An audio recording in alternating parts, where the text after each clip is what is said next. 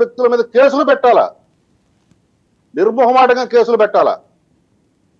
పవన్ కళ్యాణ్ అసలు ఒక్క మాట అండి, పవన్ కళ్యాణ్ తెలిసి 3 పెళ్లిళ్ళు అయితే 4వ పెళ్ళం ఉన్నాడు. ఆ 4వ పెళ్ళం ఎవరో మా పవన్ కళ్యాణ్ గారు చెప్పారు. మరి అది మాట్లాడచ్చు. తర్వాత పట్టాభి ఏదో అన్నాడని చెప్పేసి మా కార్యకర్తలు, అభిమానస్తులైన కార్యకర్తలకు బీపీలు వస్తే తెలుగుదేశం ఆఫీస్ అయినా సరే, కేంద్ర ఆఫీస్ అయినా సరే లెగిసిపోద్ది.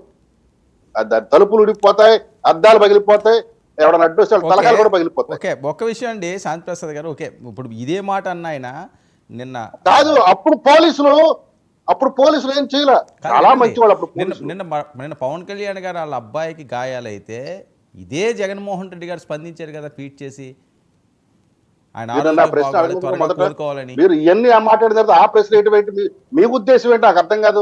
కాదండి, నేను ఎందుకు పెట్టినట్టు అంటున్నాను. మరి ఆయనకి ఏమన్నా వేరే పరమైన అంశాలు ఉంటే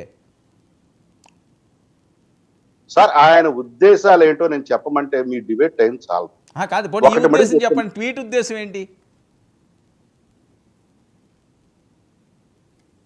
సార్? కొన్ని నేను ఫ్లోలో మాట్లాడుతున్నప్పుడు దయచేసి మీరు బ్రేకులు వేయాలి. వర్మ గారు, మీరు కూడా ఇది మానుకోవాలి అలవాటు. ఫ్లో మిస్ అవుతుందా? కాదండి, అది ఒక పాయింట్ కదండి, అది పెద్ద చర్చ.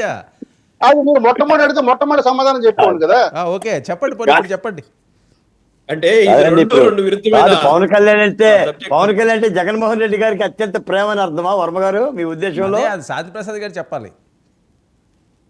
ఏమో, ఎంతటి రాక్షసులైనా కొద్దిగా మానవత్వం ఉందేమో, మనం ఏం చెప్తాం గానీ. నేను ఒకటి చెప్తున్నాను, పోలీసు వ్యవస్థ మీ చెప్పు చేతల్లో రాక్షసులు దీక్షలు అనే మాట ఎంతవరకు కరెక్ట్ అనేది పెద్ద మనిషి శేఖర్ రెడ్డి, నువ్వు ఉంటే నేను డిబేట్ కి రానన్నా. కాకపోతే ఏంటంటే చోట